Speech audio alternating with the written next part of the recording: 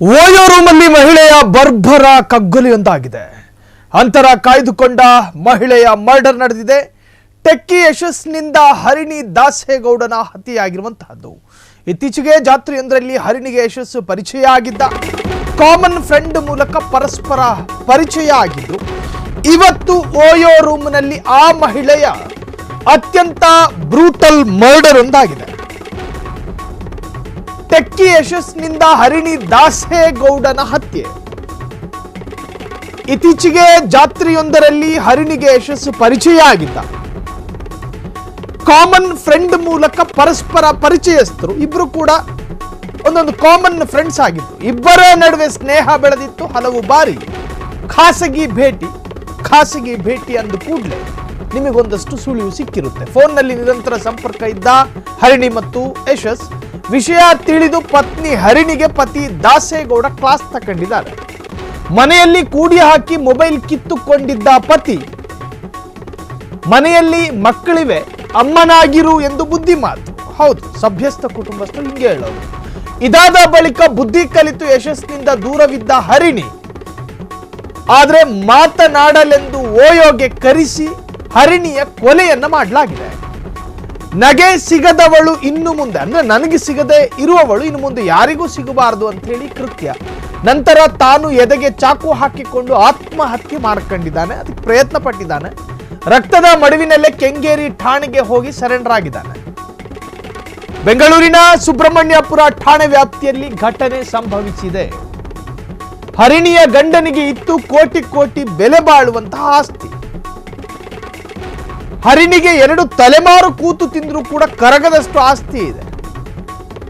ಆದರೂ ಮಾಯೆಯಲ್ಲಿ ಬಿದ್ದು ಬದುಕು ಹಾಳು ಮಾಡಿಕೊಂಡ ಹರಿಣಿ. ನೋಡಿ, ಈ ಪ್ರೀತಿ ಅನ್ನೋ ಉನ್ಮಾದ ಇದೆಯಲ್ಲ, ಎಲ್ಲಿ ಯಾವ ಕ್ಷಣ ಯಾರ ಮೇಲೆ, ಇದು ಹೇಳೋದಕ್ಕೆ ಆಗೋದಿಲ್ಲ. ಆಪೋಸಿಟ್ ಸೆಕ್ಸ್, ವಯಸ್ಸಾದವನೋ ಅಥವಾ ಕೌಮಾರನೋ, ಇದು ಯಾವುದೂ ಕೂಡ ಈ ಬ್ಲೈಂಡ್ ಆಗಿರುವಂತಹ ಪ್ರೀತಿಗೆ ಕಾಣಿಸೋದಿಲ್ಲ. ಅದರ ಅರ್ಥ ಇದು ಸರಿ ಅಂತಾನು ನಾನು ಹೇಳೋದಿಲ್ಲ, ಇದು ಅಪರಾಧ ಅಂತಾನು ಹೇಳೋದಿಲ್ಲ. ಮದುವೆಯಾದ ನಂತರ ಈ ತರಹದ ಮಂಗಾಟಗಳ ಅಗತ್ಯ ಇತ್ತ? ಮದುವೆಗೂ ಮುನ್ನ ತನ್ನ ಸ್ವಂತ ತಂದೆ ತಾಯಿ ಆಕೆಗೆ ಎಲ್ಲವೂ ಆಗಿರ್ತಾರೆ. ಮದುವೆ ಆದ ನಂತರ ಗಂಡ ಮಾತ್ರ ಆಕೆಗೆಲ್ಲ. ಇದು ನಮ್ಮ ಭಾರತದ ಸಂಸ್ಕಾರ. ಗಂಡ ಮಾಡಿಟ್ಟಿರೋ ಆಸ್ತಿ 2080 ಆದ್ರೂ ಕೂಡ ಅದು ಕೊಳತು ಹೋಗೋದಿಲ್ಲ. ಅಷ್ಟರ ಮಟ್ಟಿಗೆ ಮಾಡಿಟ್ಟಿದ್ದ. ಕೋಟಿ ಕುಳ ಆತ. ಈಕೆಗೆ ಅದು ಯಾವ ನರದೌರ್ಬಲ್ಯ ಕಾಡಿತೋ ಗೊತ್ತಿಲ್ಲ. ಆತನ ಜೊತೆ ಸ್ನೇಹ ಬೆಳೆಸ್ಕೊಂಡಿದ್ಲು ಯಶಸ್ ಎನ್ನುವಂಥ ಯುವಕ ಆತ. ಗಂಡ ಬುದ್ಧಿ ಮಾತು ಹೇಳಿದಾನೆ. 2 ಮಕ್ಕಳಿದೆ ಮನೆಯಲ್ಲಿ, ಸೊಗಸಾಗಿರಬಹುದು. ಕೂತು ತಿಂದ್ರು ಖಾಲಿ ಆಗದಷ್ಟು ಮಾಡಿಟ್ಟಿದ್ದೀನಿ, ಇದನ್ನ ಯಾವಾಗ ನೀವು ಕರಗಿಸ್ತೀರಾ? ಮಕ್ಕಳ ಜೊತೆ ನೆಮ್ಮದಿಯಾಗಿರಿ ಅಂತ ಹೇಳಿ ಗಂಡ ಹೇಳಬಹುದಾದಂತಹ ಸಲಹೆ ಅದು.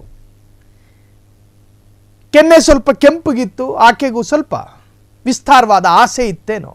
ಇದನ್ನು ಯಾಕೆ ಹಿಂಗೆ ಹೇಳ್ತಾ ಇದೀನಿ ಅಂತ ಹೇಳಿದ್ರೆ, ಇದನ್ನು ವಿಜೃಂಭಣೆಯಿಂದ ಹೇಳ್ತಾ ಇಲ್ಲ. ಪಾಪ ಆತ ಕಷ್ಟಪಟ್ಟು ದುಡಿದಿಟ್ಟಿದ್ದಂತಹ ಆಸ್ತಿ. ಯಾವುದೋ ಒಬ್ಬ ಅಪರಿಚಿತ, ಆತನ ಹಿನ್ನೆಲೆ ಗೊತ್ತಿರೋದಿಲ್ಲ, ಏನೂ ಗೊತ್ತಿಲ್ಲದೆ ಈ ಪ್ರೀತಿ ಎನ್ನುವಂಥ ಮಾಯಾಲೋಕಕ್ಕೆ ಬಿದ್ದು ಬೀಳ್ತಾರೆ. ಬೀಳೋ ವಯಸ್ಸು ಈಕೆದ್ದಾಗಿರಲಿಲ್ಲ. ಮದುವೆ ಆಗಿತ್ತು, ಮಕ್ಕಳಿತ್ತು, ನೆಮ್ಮದಿಯಿಂದ ಬಾಳಬಹುದಾಗಿತ್ತು.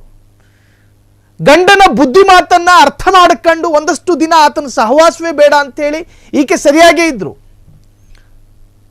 ಮಾನಸ್ಥ ಹೆಣ್ಣು ಮಗಳಂತೆ ಬದುಕ್ತಾ ಇದ್ಲು. ಈ ಕಿರಾತಕ ಈಕೆಯನ್ನ ಬಿಡ್ಲಿಲ್ಲ. ಬೆನ್ನು ಬಿಡದ ಬೇತಾಳ ಅಂದಂಗೆ ಸ್ನ್ಯಾಪ್ಚಾಟ್ ಅಲ್ಲಿ ಆಫ್ಲೈನ್ ಇದ್ರೆ ವಾಟ್ಸಾಪಿಗೆ ಬರೋದು ಮುಟ್ಟಾಳ, ವಾಟ್ಸಾಪ್ ಅಲ್ಲಿ ಆಫ್ಲೈನ್ ಇದ್ರೆ ಮೆಸೆಂಜರಿಗೆ ಬರೋದು. ಈ ತರಹದ ಎಲ್ಲಾ ತರಹದ ಆನ್ಲೈನ್ ಪ್ರಯತ್ನಗಳನ್ನು ಮಾಡಿದ್ದ. ಕಟ್ಟ ಕಡೆಯದಾಗಿ ನನ್ನ ಮನಸ್ಸಿಗೂ ನನ್ನ ದೇಹಕ್ಕೆ ಸಿಗದೇ ಇರತಕ್ಕಂಥ ಈಕೆ ಯಾರಿಗೂ ಸಿಗಬಾರ್ದು. ಅಲ್ಲ ಕಣೋ, ಅಷಡ್ಡಾಳ ಕಟ್ಕೊಂಡಿರೋ ಗಂಡ ಕಣಯ್ಯ ಆತ. ಆತನಿಂದಲೂ ಈಕೆ ದೂರ ಆಗಬೇಕು ಅನ್ನೋ ಕಾರಣಕ್ಕೋಸ್ಕರ ಓಯೋ ರೂಮಿಗೆ ಕರೆದಿದ್ದಾನೆ. ಅಲ್ಲಿ ಕರೆದು ಅತ್ಯಂತ ಬ್ರೂಟಲ್ ಆಗಿ ಕೊಂದಿದ್ದಾನೆ. ಈತನ ಉದ್ದೇಶ ಇದ್ದಿದ್ದು ಆಕೆಯನ್ನು ಕೊಲ್ಲಬೇಕು, ಜೊತೆಗೆ ನಾನು ಕೂಡ ಈ ಭೂಮಿ ಮೇಲೆ ಬದುಕಬಾರದು ಅನ್ನುವಂಥ ಉದ್ದೇಶದಿಂದಲೇ ಆಕೆಯನ್ನು ಮರ್ಡರ್ ಮಾಡಿದ್ದಾನೆ. ಅದಾದ ನಂತರ ಚಾಕುವಿನಿಂದ ತಾನೇ ಇರಿದು ಆತ್ಮಹತ್ಯೆ ಮಾಡಿಕೊಳ್ಳೋದಕ್ಕೆ ಪ್ರಯತ್ನ ಪಟ್ಟ. ಆದರೆ ಆ ಚಾಕು ಚೂಪಿರ್ಲಿಲ್ವೋ ಏನು, ಸತ್ತಿಲ್ಲ ಈತ. ನೇರವಾಗಿ ಸುಬ್ರಹ್ಮಣ್ಯ ಪೊಲೀಸ್ ಠಾಣೆಗೆ ಕಂಪ್ಲೇಂಟ್ ಕೊಡೋದಕ್ಕೆ ಹೋಗಿದ್ದಾನೆ. ಅರ್ಥಾತ್ ನಾನೇ ಸರೆಂಡರ್ ಆಗೋದಕ್ಕೆ ಹೋಗಿದ್ದಾನೆ, ಶರಣಾಗತಿ. ಸೊ ಅದಾದ ನಂತರ ಈ ಒಂದು ಪ್ರಕರಣ ಬಯಲಿಗೆ ಬಂದಿರತಕ್ಕಂತಹದ್ದು ಕಾಮನ್ ಫ್ರೆಂಡ್ ಮೂಲಕ ಪರಸ್ಪರ ಪರಿಚಯ. ಸೊ ಈ ಘಟನೆ ಏನು ಹೇಳುತ್ತೆ ಅಂತ ಹೇಳಿದ್ರೆ, ನಮ್ಮ ಸಮಾಜದ ಹೆಣ್ಣು ಮಕ್ಕಳಿಗೆ ಪ್ರೀತಿ, ಪ್ರೇಮ, ಪ್ರಣಯ ಅನ್ನೋ ಮಾಯಾಲೋಕ ಇದೆಯಲ್ಲ, ಆ ಮಾಯಾಲೋಕ ಅನ್ನೋದು ಒಂದು ದೊಡ್ಡ ನರಕ ಇದ್ದ ಹಾಗೆ. ಅದರರ್ಥ ಎಲ್ಲ ಪ್ರೀತಿಯು ಹಿಂಗೆ ಅಂತ ನಾನು ಹೇಳ್ತಾ ಇಲ್ಲ.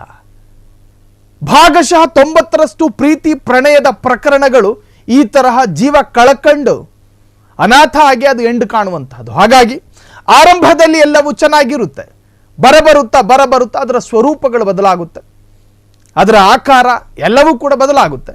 ಈ ತರಹ ಅನಾಥ ಶವವಾಗಿ ಬೀಳಬೇಕಾದಂಥ ಪರಿಸ್ಥಿತಿ ಎದುರಾಗಬಹುದು.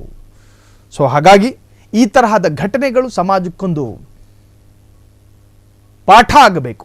ಇಬ್ಬರ ನಡುವೆ ಸ್ನೇಹ ಬೆಳೆದಿತ್ತು, ಸ್ನೇಹ ಅದಾದ ನಂತರ ಪ್ರೇಮಕ್ಕೆ ತಿರುಗಿತು, ಪ್ರೇಮ ಕಾಮಕ್ಕೂ ತಿರುಗಿತ್ತು. ಫೋನ್ನಲ್ಲಿ ನಿರಂತರ ಸಂಪರ್ಕ ಇದ್ದಂಥ ಹರಿಣಿ ಮತ್ತು ಯಶಸ್ ವಿಷಯ ತಿಳಿದು ಪತ್ನಿ ಹರಿಣಿಗೆ ಪತಿ ದಾಸೇಗೌಡ ಕ್ಲಾಸ್ ತಗೊಂಡಿದ್ದ.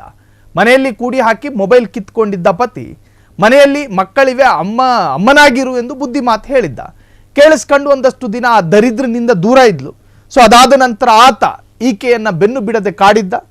ಓಯೋ ರೂಮಿಗೆ ಕರೆಸಿ ಈಕೆಯನ್ನ ಅತ್ಯಂತ ಬರ್ಬ್ರವಾಗಿ ಕೊಲೆ ಮಾಡಿದ್ದಾನೆ.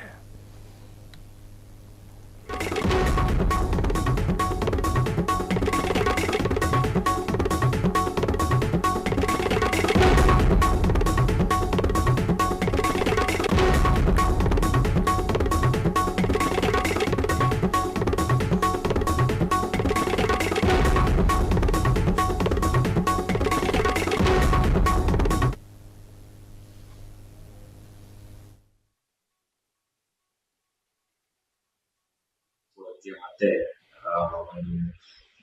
ಡಿಸ್ಟೆನ್ಸ್ ನ ಬೆಳೆಸೋದಕ್ಕೆ ಟ್ರೈ ಮಾಡ್ತಾರೆ. ಅದು ಆ ಕಾರಣ ಆ ವ್ಯಕ್ತಿ ಕೋಪಗೊಂಡು ನನ್ನ ದೂರ ಮಾಡ್ತಾ ಇದ್ದಾರೆ ಅಂತ ಒಂದು ಸಿಟ್ಟಿನಿಂದ ನನಗೆ ಸಿಗೋದಿಲ್ಲ ಅನ್ನೋ ಒಂದು ಇದರಿಂದ ಮೃತರ ಮೇಲೆ ಚಾಕುವಿನ ಹಲ್ಲೆ ಮಾಡ್ತಾರೆ. ಆತನ ಇವರು ತಂತಿಯಲ್ಲಿ ಕಂಡುಬಂದಿದೆ. ಹಾಗೆಯೂ ತನಿಖೆ ಮುಂದುವರೆದಿದ್ದು ಎಲ್ಲ ಸಾಕ್ಷ್ಯಾಧಾರಗಳನ್ನ ಪರಿಶೀಲಿಸಲಾಗ್ತಾ ಇದೆ. ಆರೋಪಿ 25 ವರ್ಷದ ಒಬ್ಬ ಸಾಫ್ಟ್ವೇರ್ ಇಂಜಿನಿಯರ್ ಆಗಿರ್ತಾನೆ. ಇವನು ತಲೆಪುರ ಪೊಲೀಸ್ ಠಾಣೆ ವ್ಯಾಪ್ತಿಯ ನಿವಾಸಿಯಾಗಿದ್ದು, ಒಂದು ಅಸೂಯೆ ಅಥವಾ ಒಂದು ಸಿಟ್ಟಿಂದ ಮಾಡಿರೋ ಒಂದು ಕೆಲಸ ಪೂರ್ವ ನಿಯೋಜಿತವಾಗಿ ಭೇಟಿಯಾಗಕ್ಕೆ ಮುಂಚೆ ಎಲ್ಲ ಒಂದು ತಯಾರಿ ಏನಿದೆ ಮಾಡ್ಕೊಂಡಿರ್ತಾರೆ. ಅಂದ್ರೆ ಚಾಕು ನೋಡ್ಕೊಂಡು ನಂತರ ಹೋಗಿ ಭೇಟಿ ಮಾಡಿರ್ತಾರೆ. ತನಿಖೆ ಮುಂದುವರೆದಿದೆ. ಆರೋಪಿಯನ್ನು ದಸ್ತಗಿರಿಗಾಗಿ ಮಾನ್ಯ ನ್ಯಾಯಾಲಯಕ್ಕೆ ಹಾಜರುಪಡಿಸ್ತಾರೆ. ನ್ಯಾಯಾಂಗ ಬಂಧನದಲ್ಲಿ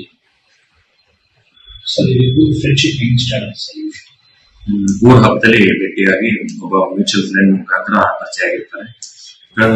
ಕ್ಷಣ ಕ್ಷಣದ ಸುದ್ದಿಗಳಿಗಾಗಿ ಫ್ರೀಡಂ ಟಿವಿ ಸಬ್ಸ್ಕ್ರೈಬ್ ಮಾಡಿ, ಲೈಕ್ ಮಾಡಿ ಹಾಗೂ ಫಾಲೋ ಮಾಡಿ. ಹೊಸ ಸುದ್ದಿಗಳ ನೋಟಿಫಿಕೇಶನ್ಗಾಗಿ ಬೆಲ್ ಐಕಾನ್ ಮೇಲೆ ಕ್ಲಿಕ್ ಮಾಡಿ.